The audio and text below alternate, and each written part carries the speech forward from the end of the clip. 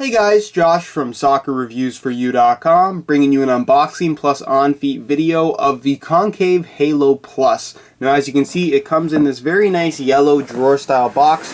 We'll slide the drawer open and you can see on the inside you get a couple of extras. The first extra is this little brochure that kind of goes over the concave technology of the boot, as well as gives you some insight on their entire lineup of shoes. Information we will of course go over in the video, and along with that brochure you also get a string bag. String bag is yellow in color, has your gray concave branding on the front, and the strings are white. Again, a nice little extra that I honestly was not expecting. Other than that, all you'll find in the box are the shoes themselves. So let's get these out of here really quickly. And if you guys could take a second to leave a like on the video, it would be greatly appreciated. So here is a look at the Concave Halo Plus. A very, very interesting model from Concave, for the simple fact that it does not feature the full-length concave striking element. Instead, this is what they're labeling as their control boot, a high-end model to run alongside the Quantum 2, a shoe that I recently did an unboxing of. If you guys missed it, I'll leave an annotation on screen, but I highly recommend checking that one out. That is more traditionally what we've come to expect from Concave, whereas the Halo Plus is, like I said, kind of going a different route. They're touting it as a control boot as opposed to a power boot, and as you guys probably can tell, it does not feature the full-length concave striking element. Instead, it features one that's about half the size, so I'm kind of curious to see how it is actually going to perform. Now, from a visual standpoint, this is obviously the black and orange colorway. Definitely very interesting. It's available in a wide variety of colors. I believe there's a green and black, a black and blue one. There's a couple different variations, so you can pick one that matches your team kit or one that you just quite simply like the best. But obviously the styling of the shoe is very out there. It's not going to be for everybody from a style standpoint. I guess leave your comments down below. Let me know what you guys think of the overall looks of this shoe. It definitely is very futuristic looking, but at the same time, because of this concave striking element that essentially is a harder plastic material, it does have a very clunky appearance. And they did a decent job with the styling given what they have to work with here. But for the most part, like I said, I don't think it's the most visually appealing shoe that I've ever laid eyes on. One thing that is cool though is that this little concave branding right here on the lateral side of the boot is a 3M reflective material. So that is a nice little touch that you probably wouldn't be able to tell in the online pictures. Now, as far as what the materials is and what this shoe is all about, like I said, this is their control boot from Concave. And the idea here, I suppose, is to minimize their striking element. It's still there, so when you strike the ball higher up, you're still going to have the benefits of that concave striking element, and that it is very responsive. And it is, to a certain extent, unusual. I have been using it on the Quantum 2, which obviously features a much larger concave element, which I'm going to be talking about in future videos, so stay tuned for that. But honestly, it doesn't feel as weird as I think a lot of people think. But nonetheless, like I said, this one is half the size. So you can see it's actually concave both this way as well as this way. So it's designed to really cup the ball and allow for a nice, clean contact. And of course, it does have some thickness to it. It is made from a hard plastic material and then is backed by like a rigid solid foam material, just so it's not kind of digging into your foot or anything like that. So for the most part, I think that in terms of feeling more natural when you're wearing it, feeling more flexible, you're going to get better flexibility out of the Halo Plus versus the Quantum 2. But of course, the striking element, like I said, is half the size. So I'm kind of curious to see how it's going to perform. In terms of the control aspect of this shoe, it is not made from kangaroo leather like you're going to find on the high-end Quantum 2, which is their other high-end model. Instead, this one is made from full synthetic. The black area is made from a synthetic material that they call K-Lite.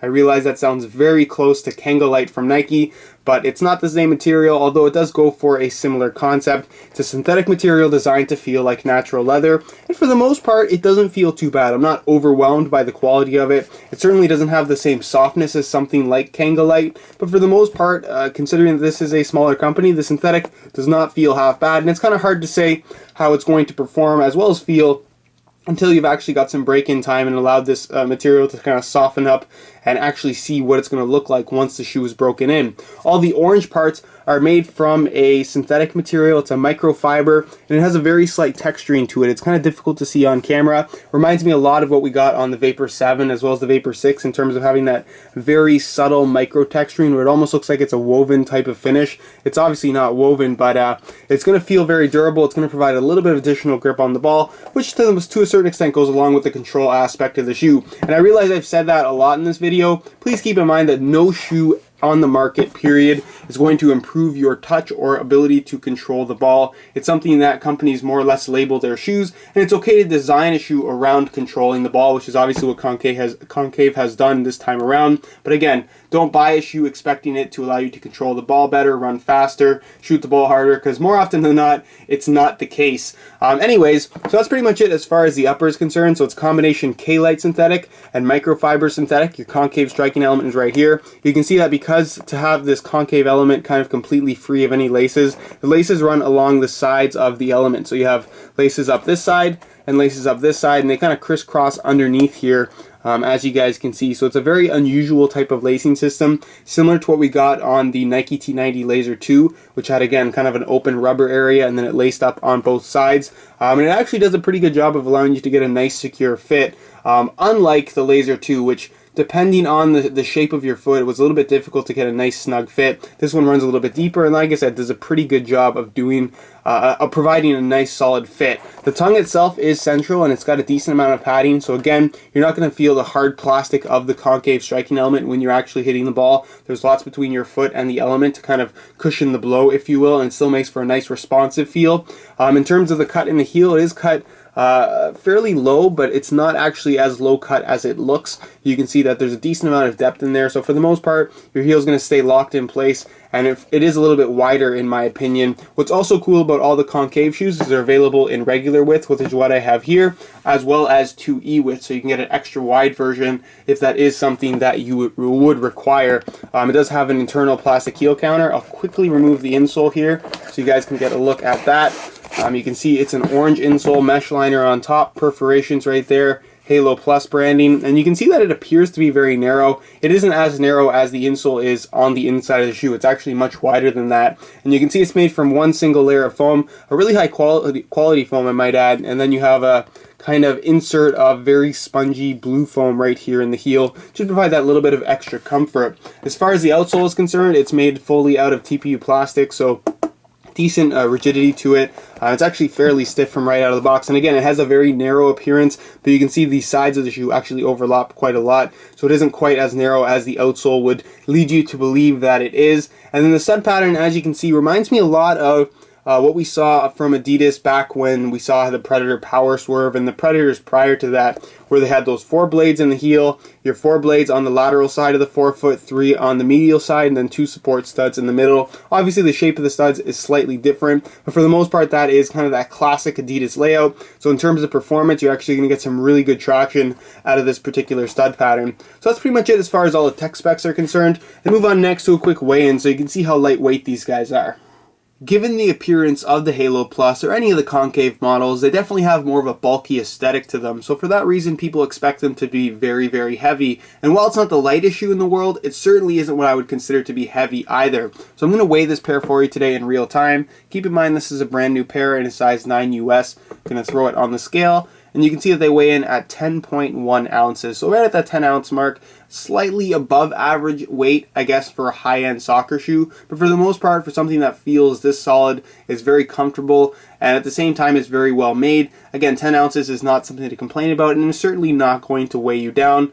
But that's kind of beside the point. I don't think anybody who's worried about the weight of their shoes is going to be buying concaves anyways. So that's it for the weigh-in portion of this video. And move on next to a quick on feet so you can get a better idea as to how these shoes fit and what the sizing is like. Alright, here's a look at the Halo Plus on feet, and from right out of the box, honestly, they don't feel quite as good to me as the Concave Quantum 2, their other high-end model, which features a kangaroo leather upper. The synthetic upper on this shoe definitely feels a little bit stiffer from right out of the box, but again, I don't want to say too many negative things about it because that could change after some break-in time, but just keep in mind that there is break-in time required with this particular shoe. In terms of overall fit, given that this is the normal width variation, there still is a decent amount of width through this shoe, especially in the midfoot and forefoot area. The toe box is a little bit narrower, which is kind of surprising, but for the most part, unless you have exceptionally wide feet, you're probably good just going with the normal width one. But again, if you do have those really wide feet, there is a 2E width variation available, which is nice to see, and I wish more companies would offer that. In terms of sizing, I'm wearing my usual size 9 US here, and the fit and the length is absolutely perfect. So if you are looking to order a pair of concaves, I know they're not exactly common, you can't really try them on in the store. They do run true to size, so if you are planning on ordering a pair, just go for your normal size for the best possible fit.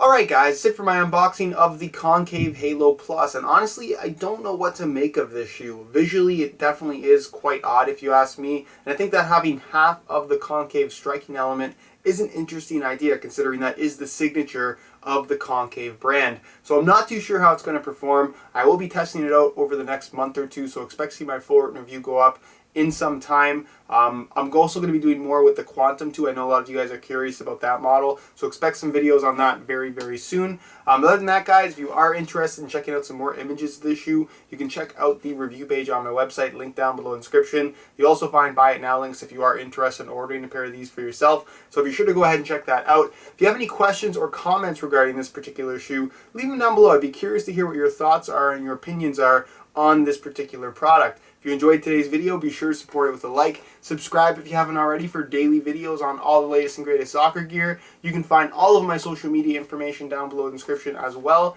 And other than that, guys, hope you enjoyed today's video. And as always, thanks for watching.